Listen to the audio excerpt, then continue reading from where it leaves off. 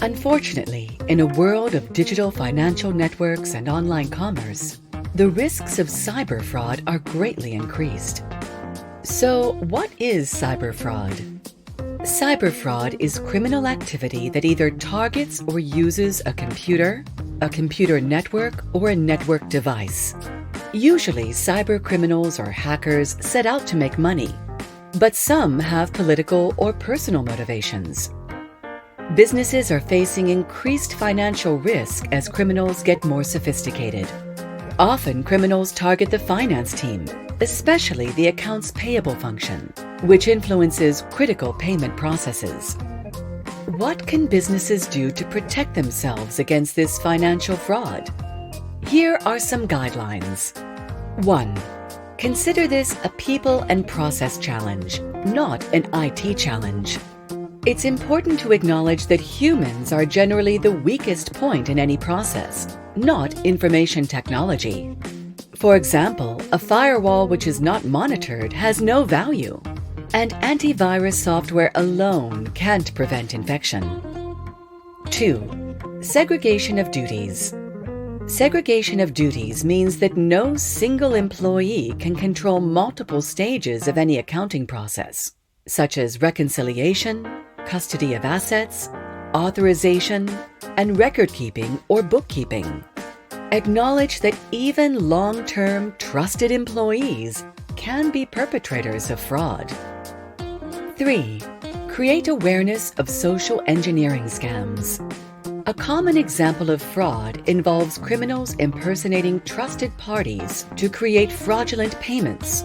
For example, a finance director may be impersonated to request a certain action, like initiating a payment or altering banking information. Some of these scams lack credibility, but their prevalence shows they work in a disturbingly high number of cases. 4. Update authentication and review processes. Robust payment processes help team members act wisely and consistently. An example is setting rules on how payments are approved to prevent unauthorized, fraudulent payments, as well as mistakes. This may involve designating an approver for certain types of transactions and requiring them to follow a validation process. For example, perhaps they should match an invoice with a purchase order. Or even safer, perhaps they should match the invoice and purchase order with the received goods or services. 5. Review password policies. Longer, complex passwords increase security, but can also cause password reuse, people writing them down, and storing them in vulnerable places. The best policies will mandate complex passwords and use of a reputable password manager that stores encrypted passwords. Multi-factor authentication should also be used for all applications, including email.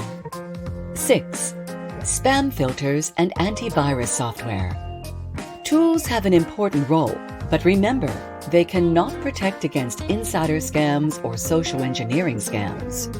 7. Develop a counter-fraud culture. You cannot completely eliminate human error or criminal behavior, but raising the profile of the conversation and providing continuing education is a start. Management buy-in will help cyber fraud get the attention it requires. Keep in mind that the absence of fraud doesn't mean it isn't happening, because there's usually a lag between fraudulent actions and the impact of those actions. Ideally, the culture should inspire people to report suspicious incidents. There should be a commitment to ongoing fraud awareness, social engineering training, and implementing proper policies and procedures.